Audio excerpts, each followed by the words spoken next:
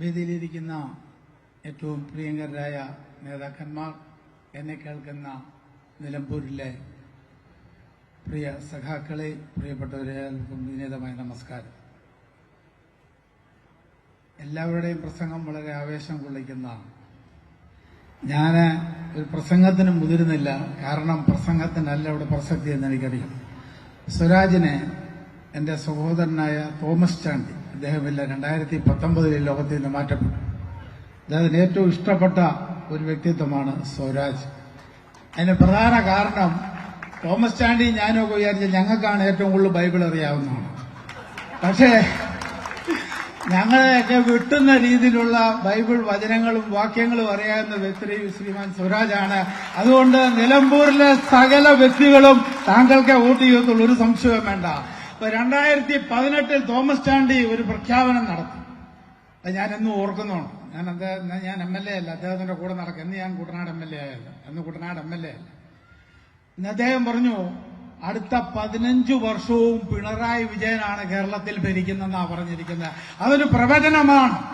അതുകൊണ്ട് ഞങ്ങൾക്ക് പറയാനുള്ളത്, പ്രിയങ്കരനായ മുഖ്യമന്ത്രി ഇവിടെ പ്രസംഗിച്ചപ്പോൾ പറഞ്ഞു, ഞങ്ങളവിടെ കാത്തിരിക്കുകയാണ്. ആരെ കാത്തിരിക്കുകയാണ്? ഞങ്ങളുടെ മകനെ കാത്തിരിക്കുകയാണ്.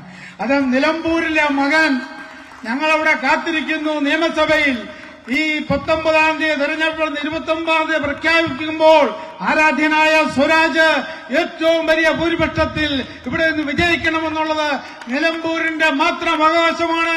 അത് നിങ്ങൾ ചെയ്യുമെന്നുള്ള പൂർണ്ണ വിശ്വാസത്തോടുകൂടി പ്രിയങ്കരനായ സ്വരാജിനെ ഞങ്ങൾ നിങ്ങളുടെ കരങ്ങളിൽ ഏൽപ്പിക്കുകയാണ്.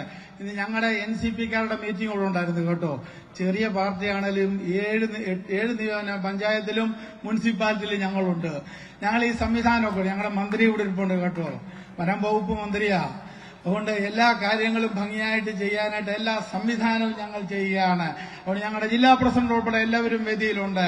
അതുകൊണ്ട് ഒരു കാര്യം അടിവരയിട്ട് പറയാൻ ആഗ്രഹിക്കുകയാണ്, എന്റെ പൊന്നു സഹോദര, പേടിക്കണ്ട, ധൈര്യമായിട്ട് മുന്നോട്ട് പോകൂ. ദൈവം നിങ്ങളോട് കൂടെയുണ്ട്. അതുകൊണ്ട് അവിടുത്തെ MLA, അടുത്ത പ്രാവശ്യത്തെ MLA നിലമ്പൂരില് ശ്രീ M സ്വരാജ് ആണെന്ന് തോമസ് പ്രഖ്യാപിക്കുകയാണ്. ഒരു സംശയവും വേണ്ട ആ കാര്യത്തിൽ. അതിന് നിങ്ങളുടെ പൂർണ്ണ പ്രതീക്ഷിച്ചുകൊണ്ട് നിർത്തുന്നു. എല്ലാവർക്കും എന്റെ വിനീതമായ നമസ്കാരം.